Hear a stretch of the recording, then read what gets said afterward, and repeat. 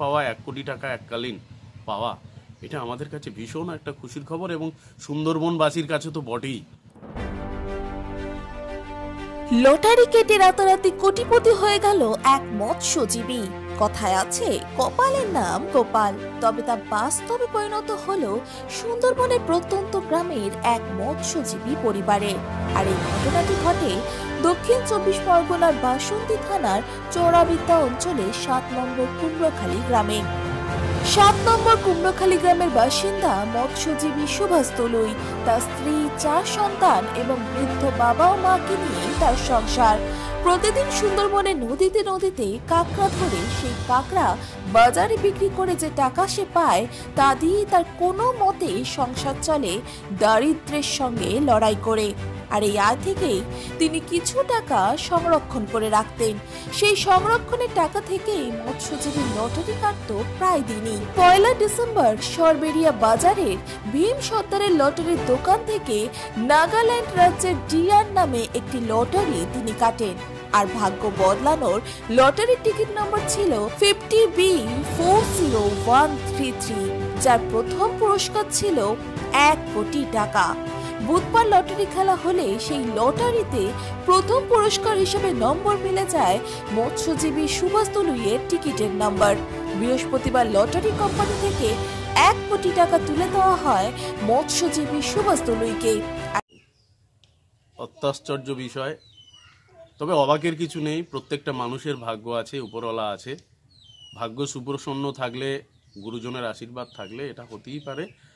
তো আজকের গ্রাম প্রত্যন্ত সুন্দরবন অঞ্চলের খেটে খাওয়া মানুষ আমরা, আমাদের এরকম অবস্থা, ডাঙায় বাঘ জলে কুমির, তো তারই মধ্যে আমরা সংগ্রাম করে আমাদের সুন্দরবনের মানুষ আমরা বেঁচে থাকবার চেষ্টা করি। 1 কোটি টাকা এককালীন পাওয়া, এটা আমাদের কাছে ভীষণ একটা খুশির খবর এবং সুন্দরবনবাসীর কাছে তো বটেই।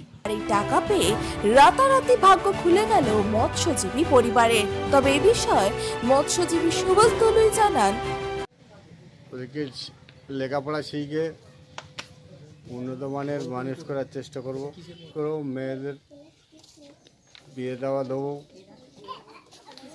সংসারের জন্য বাবা মা আছে বাড়িতে, তাদেরকে দেখভাল করার জন্য। এখন কোটিপতি হয়ে মৎস্যজীবীর স্বপ্ন তার সন্তানদের লেখাপড়া শিখিয়ে মানুষের মতো মানুষ করা। Bureau report, Bengal press TV. আধুনিকতার ছোঁয়ায় দি সরারহাট নার্সিং হোম, 130 শয্যা বিশিষ্ট এসি কেবিন সহ একাধিক সুবিধা, আইসিসিউ ডায়ালিসিস সহ 24 ঘন্টায় আপনাদের সেবায় নিয়োজিত জাহিরদার নার্সিং হোম।